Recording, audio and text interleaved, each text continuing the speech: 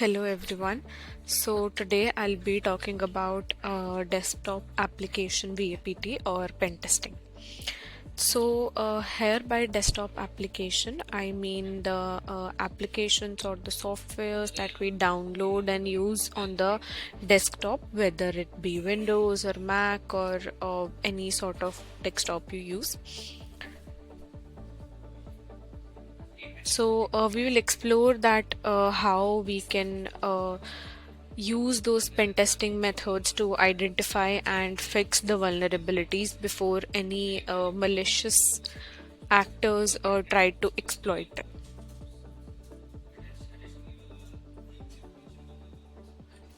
So desktop applications are usually very critical and we often overlook them as an attack surface. Mainly we focus on the network or the web applications.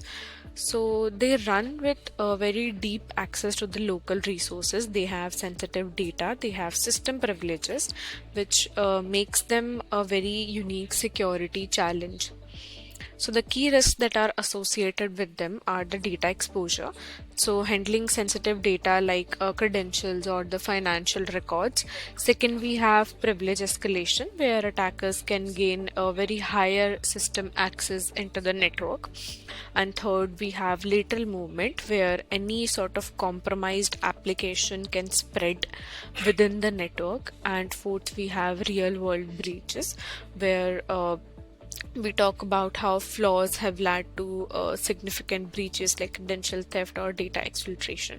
So with these rising cyber threats, we need to secure our desktop applications and make them into trusted software. So first we need to understand our target, like what is our target. So desktop applications are also known as thick client application. So desktop applications performing significant local processing or accessing system resources and memory, they basically store very sensitive data and are vulnerable to attack techniques like reverse engineering, or they also pose unique security challenge. So there are two-tier architecture. First we have a client and the database, then we have a three-tier where client, app server and database are linked with many unique security implications. And all the modern apps also integrate APIs into them, and they have like a hybrid cloud sort of an architecture.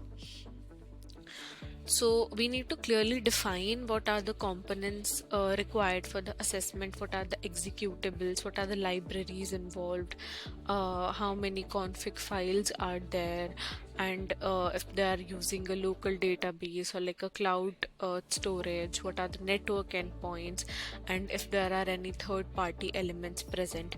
So we need to do a proper scoping so that we know what is our coverage and what are the boundaries. And architectural understanding and scope definitions are very important. They reveal many potential attack vectors, and we can also prioritize those testing efforts and ensure that no sort of critical components are overlooked in an penetration testing.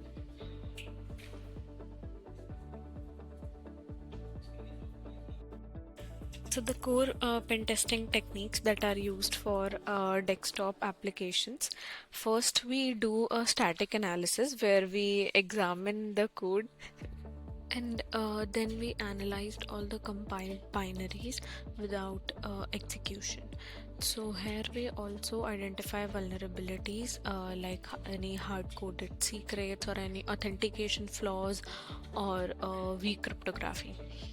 Second, we do dynamic analysis in the runtime behavior where we monitor applications behavior during execution and expose any runtime secrets and vulnerabilities, for example memory leaks. And it also involves memory inspection, debugging and the process monitoring. Next, we have network analysis where we inspect the traffic, where we capture and inspect all the network traffic which is used for finding any vulnerabilities during the transmission. It reveals unencrypted data, if there is any sort of weak SSL or TLS, or if there is any authentication bypasses or exposed APIs. We use tools like Wireshark, Burp Suite, and TCP View for this.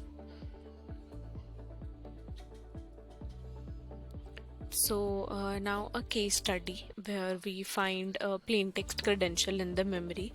So during a pen testing of an desktop application, let's imagine that we found a critical vulnerability that user credentials are exposed through any improper memory management. And dynamic analysis and memory dumps also revealed that plain text username and password are temporarily stored, and but they are like never cleared.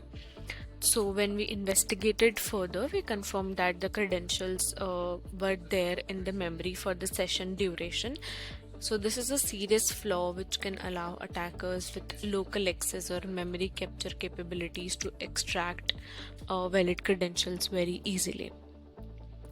So there are many techniques. First is reverse engineering, which is all about decompiling .NET assemblies, which revealed that a custom authentication module with a very flawed encryption scheme was there, and a hard-coded encryption key in supporting DLL also rendered the protection useless. Next is building the decryptor. So using the hard-coded key, we built a custom decryption tool. This proof of concept extracted and decrypted the stored credentials from the memory dumps, which highlighted the vulnerability severity. Next, we did the impact assessment, where plain text credential storage in memory combined with the hard-coded decryption key completely compromised all the active sessions and the stored data. We also reported the findings to the vendor and remediation guidance, emphasizing about secure memory management and proper key storage.